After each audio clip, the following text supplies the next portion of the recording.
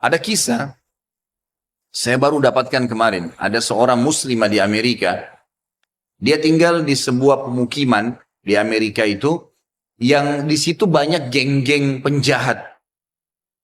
Orang-orang yang berkulit hitam yang tiap hari memerkosa, membunuh orang, saling perang. Tapi dia nggak bisa apa-apa karena memang dia tinggal di wilayah situ bersama dengan orang tuanya. Tapi karena orang tuanya mendidiknya Islam, dia pakai jilbab.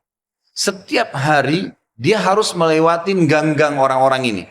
Jadi dia berusaha supaya tiba di rumah sebelum terbenam matahari. Karena kalau sudah malam, sudah gelap, udah kumpul tuh geng-geng semua di situ.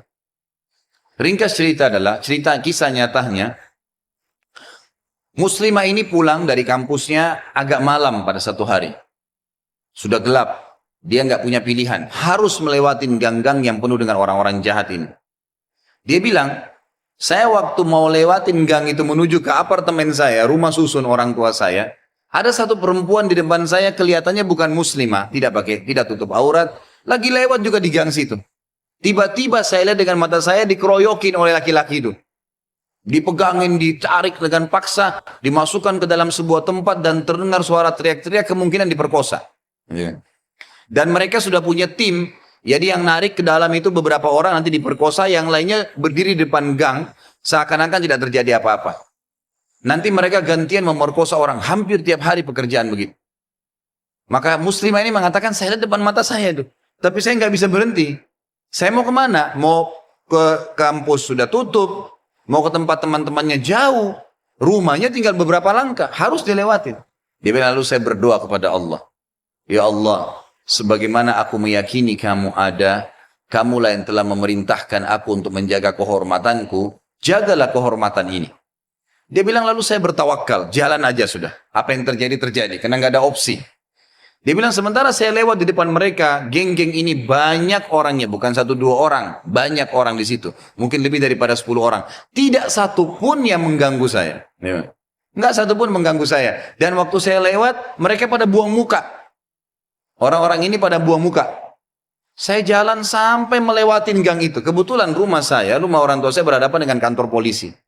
Lalu saya datang kantor polisi itu, lalu saya berkata, tadi ada kejadian begini, ada perempuan diperkosa di sebelah sana. Polisi pun akhirnya menerima laporan tersebut, lalu memeriksa, kena dekat, betul terbukti ditangkap, masih ada perempuan tadi dan memang diperkosa, akhirnya ditangkap semua di penjahat-penjahatnya.